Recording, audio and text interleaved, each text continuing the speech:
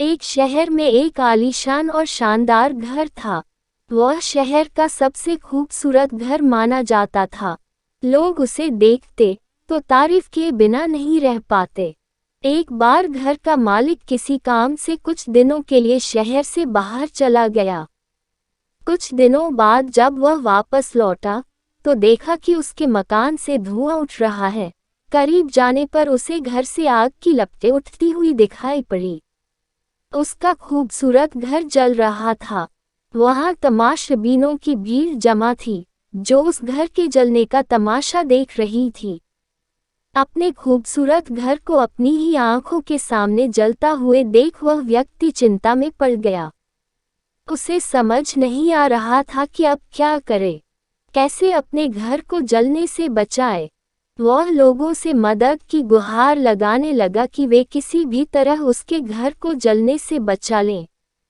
उसी समय उसका बड़ा बेटा वहां आया और बोला, पिताजी घबराए मत, सब ठीक हो जाएगा। इस बात पर कुछ नाराज होता हुआ पिता बोला, कैसे न घबराऊं, मेरा इतना खूबसूरत घर जल रहा है। बेटे ने उत्तर दिया, पिताजी माफ कीजिएगा, एक बात मैं आपको अब तक बता नहीं पाया था। कुछ दिनों पहले मुझे इस घर के लिए एक बहुत बढ़िया खरीदार मिला था। उसने मेरे सामने मकान की कीमत की 3 गुनी रकम का प्रस्ताव रखा। सौदा इतना अच्छा था कि मैं इनकार नहीं कर पाया और मैंने आपको बिना बताए सौदा तय कर लिया। ये सुनकर पिता की जान में जान आई। उसने राहत की सांस ली और आराम से यूं खड़ा हो गया जैसे सब कुछ ठीक हो गया हो। अब वह भी अन्य लोगों की तरह तमाशबीन बनकर उस घर को जलते हुए देखने लगा। तभी उसका दूसरा बेटा आया और बोला, पिताजी हमारा घर जल रहा है और आप हैं कि बड़े आराम से यहाँ खड़े होकर इसे जलता हुआ देख रहे हैं, आप कुछ करते क्यों नहीं?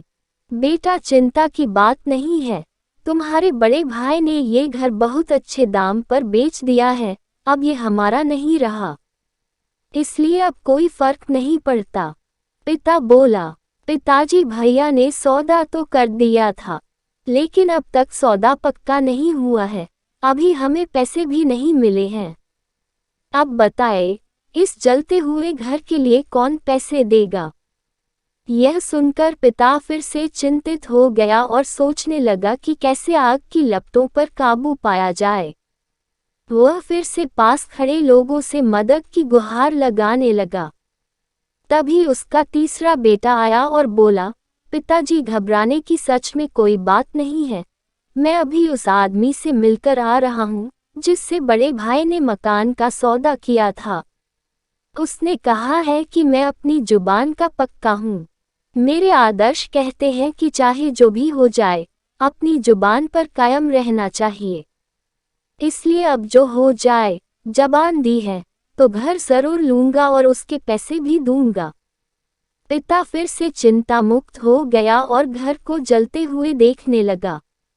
सीख मित्रों, एक ही परिस्थिति में व्यक्ति का व्यवहार भिन्न भिन्न हो सकता है और यह व्यवहार उसकी सोच के कारण होता है।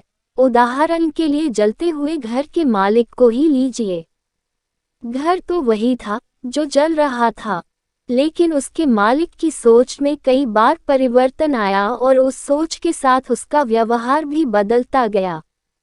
असल में, जब हम किसी चीज से जुड़ जाते हैं तो उसके छिन जाने पर या दूर जाने पर हमें दुख होता है, लेकिन यदि हम किसी चीज को खुद से अलग कर देखते हैं तो एक अलग सी आज़ादी महसूस करते हैं और दुख हमें छूता तक नहीं है।